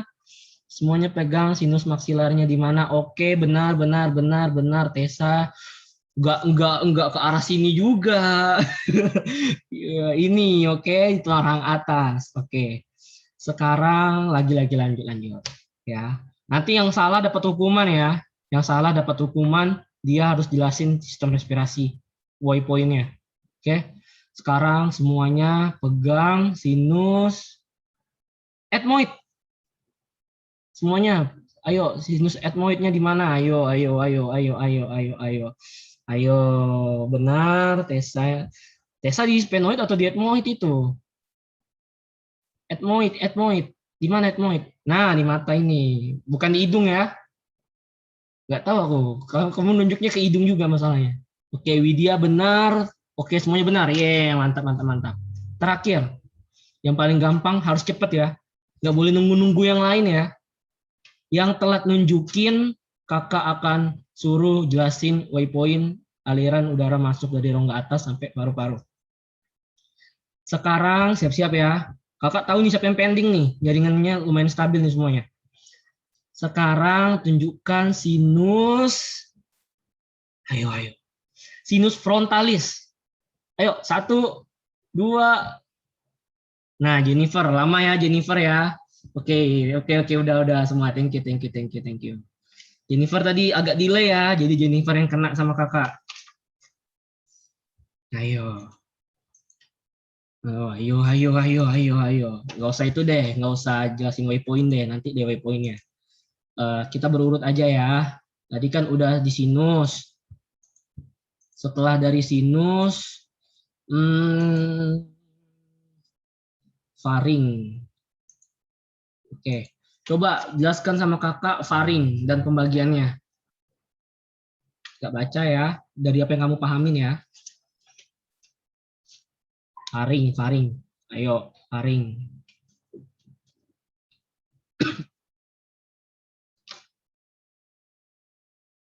Ini kayaknya jaringannya ya. Jadi Kak, faring ini organ saluran pernapasan setelah hidung. Oke. Nah, setelah hidung, terus faring ini ada 3 bagian. Ada nasofaring, orofaring, sama laringofaring. Oke. Kakak itu deh, kakak tanya deh. Tunggu. Di faring itu tempat masuknya apa? Udara aja kah? Atau masuk apa lagi? Makanan juga. makanan juga ya. Jadi satu jalur ya. Oke. Udah deh, sampai situ deh. Jadi untuk bagiannya tadi udah diurutin ya. Naso yang di atas, oro yang di tengah, laro yang di bawah. Oke. Sekarang kakak mau tanya Tesalonika mana lu? Baru aktif kameramu kan? Dari tadi nggak aktif kameramu deh. Jadi kena tanya lah kok sama kakak. Takut sekarang. nanti keluar lagi, Kak. Oh janganlah kau sengajakan keluar. Coba. Enggak, Kak. Iya, jadi curhat kita nanti. Jaringannya yang hancur. Udah. Makanya jangan kau main mar IG, mar status WhatsApp. Enggak. Aduh. Enggak lah, Kak. Nah, yo, kakak tanya ya, kenapa kita makan nggak boleh sambil berbicara? Kenapa kita makan nggak boleh sambil bergibah? Kenapa kita makan nggak boleh sambil berbicara? Kenapa? Larangan mama kah? Karena kalau makan sambil berbicara itu biasanya langsung tersedak, Kak. Oh. Karena nasinya nanti nggak masuk ke perut tapi ke saluran pernapasan. Oke, terus yang memisahkan saluran pernapasan sama saluran pencernaan itu apa? Epiglotis. Epiglotis. Kalau kita makan, epiglotisnya gimana? Kalau kita makan, epiglotisnya tertutup. Kalau kita berbicara? Nah, kalau kita berbicara? Kalau kita bernafas, sorry. Kalau kita bernafas? Nah, kalau kita bernafas, epiglotisnya terbuka. Jadi kesimpulannya kalau misalnya kita makan sambil berbicara, kenapa? Kalau kita makan sambil berbicara, jadi epiglotis untuk ke pernapasan juga terbuka. Jadi otomatis makanannya nanti masuk ke saluran pernapasan dan yang mengakibatkan tersedak. Kayak gitu, Kak. Oke, kalau kita tersedak yang terjadi apa respon tubuh kita? Ada apa? Dari dalam pernapasan itu pengen dikeluarin makanan yang masuk, jadi misalnya batuk gitu, Kak. Nice. Oke, udah ngerti ya. Thank you ya, Dek ya. Jadi kalau ditanya epiglotis itu udah tahu ya. Jadi kalau misalnya mamamu marah, makan jangan sambil kau berbicara, udah tahu alasannya kenapa ya. Bukan mama kita yang galak ya guys ya. Mama kita udah belajar ini duluan kali ya. Oke.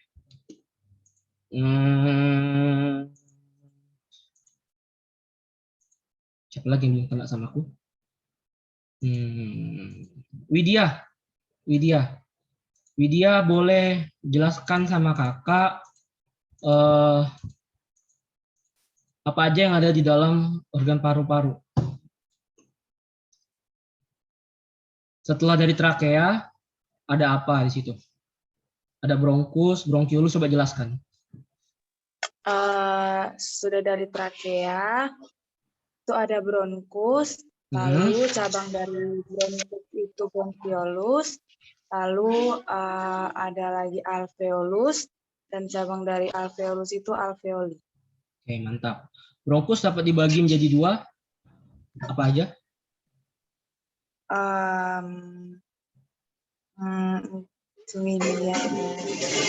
Bronkus kanan dan bronkus kiri. Nice, thank you ya. Jadi tempatnya terjadi difusi antara O2 dan CO2 ada di mana, Widya? Ya, Kak? Tempat difusi CO2 dan O2 ada di mana? Di bronkiolus kah? Di alveolus. Di alveolinya ya. Kan alveolus Ya, kumpulan dari alveoli. Oke, di situ dia bisa berdifusi ya. Oke. Sekarang yang terakhir deh sebelum kita mau ke kuis sama periksa worksheet. Yang terakhir Tessa, coba kamu jelaskan kenapa. Coba kamu jelaskan. Oh iya ada Yenti. Yenti belum ya? Yenti off cam. Oh Yenti nggak kelihatan sih. Jadi terlewat sama kakak kan. Yaudah habis dari Tessa ke Yenti deh. Atau dia ngambek ya. Makanya oke. Oke. Enggak, Kak. Aku udah tadi, Kak. Oh udah nyawa ya. Kalian pun nggak apa-apa nanti. Sekarang Tessa, coba kamu jelaskan tadi. Kenapa tadi satuan udara bisa jadi mililiter? Pertanyaanmu tadi. Kenapa? Senjata makan tuan kan? Ayo, kenapa tadi? Nggak boleh lo balas dendam, Kak. Nggak balas dendamnya aku, baiknya aku. Karena itu berhubungan dengan darah ya Kak. Karena pada hemoglobin itu mengikat 1, mili. Misalnya pada hemoglobin itu 1,5 mililiter. Nah, jadi oksigen yang diikat itu 100 mililiter. Jadi ada hubungan antara oksigen dan juga darah atau hemoglobin. Itu sih Kak. Oke, ikatan oksigen ya dan darah dan hemoglobin dinamakan apa? Ikatan oksigen dan dan darah dinamakan ada hemo, ada oksigen. Digabung jadi satu kan? Apa namanya? Oksihemoglobin, Atau rumus kimianya? HbO2. Nice. Ya, itu. Terakhir deh, Yenti. Jadi sesuai janji kakak. Jelaskan masalah sistem pernafasan. 3 aja deh, 3 sistem pernafasan. Masalah sistem pernafasan. Tapi aku baca buku ya, Kak.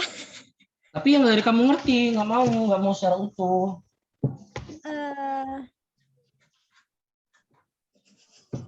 Iya dong. Jadi ada hipoksia akibat kurangnya kadar oksigen dalam darah. Oke. Terus ada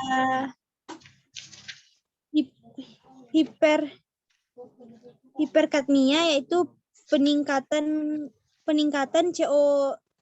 karbon dioksida dalam tubuh.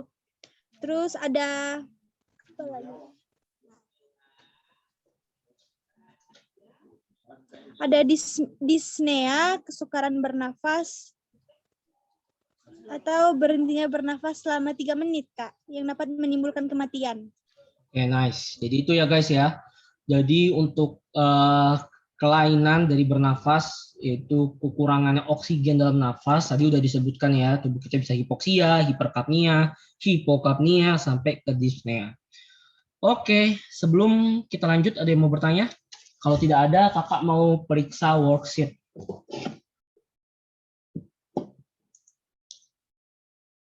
Oh, nggak ada. Ya.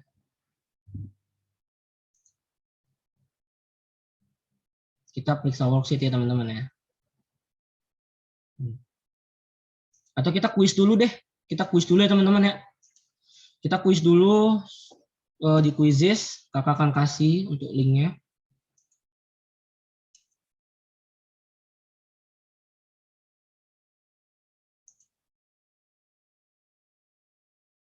Sebentar ya. Oke.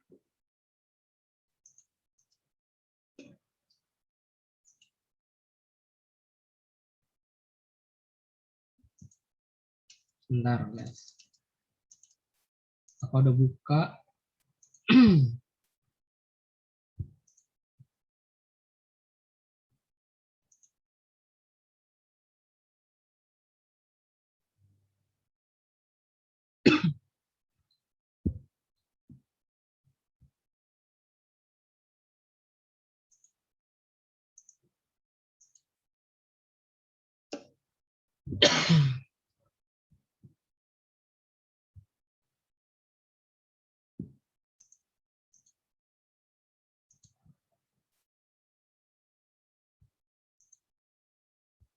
Oke, ini quiziznya boleh masuk ya. Boleh buka quiziznya, boleh masuk ini undangannya, kodenya, silahkan masukkan kodenya.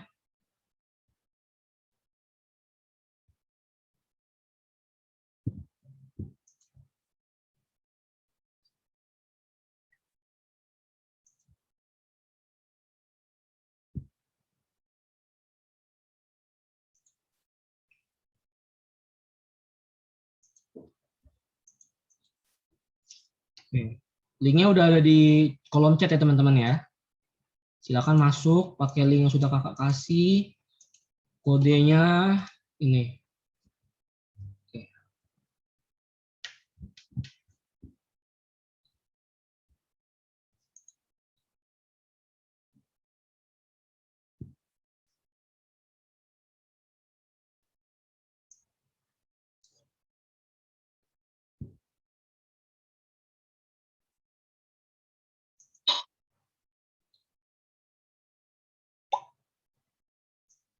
Oke.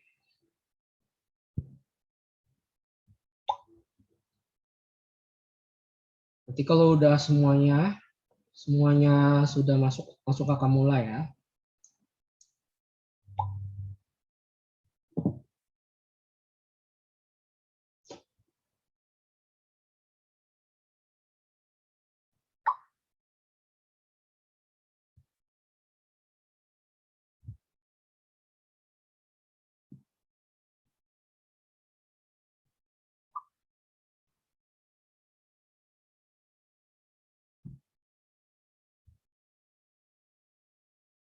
Oke. Ini udah 1, 2, 3, 4, 5, 6, 7. Satu lagi. Oh, Sheila nggak bisa datang ya. Oke. Jadi ini udah tes Salonika Manalo nih. 1, 2, 3, 4, 5, 6. Satu lagi belum? Yenti belum? Oh, Yenti udah. Liliana Jennifer udah. Oke. Ini udah semua ya guys ya.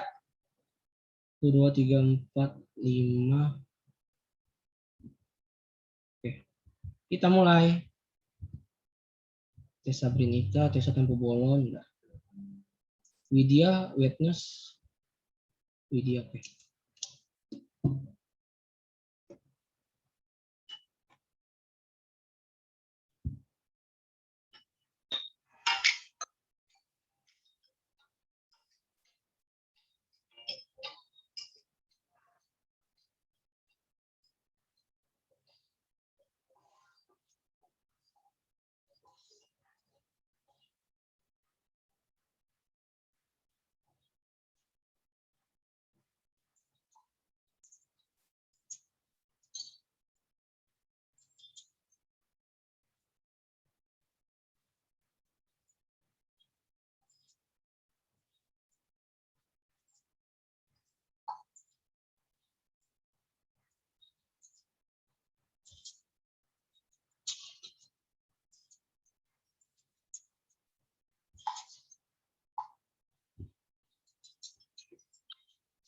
Nggak kelihatan.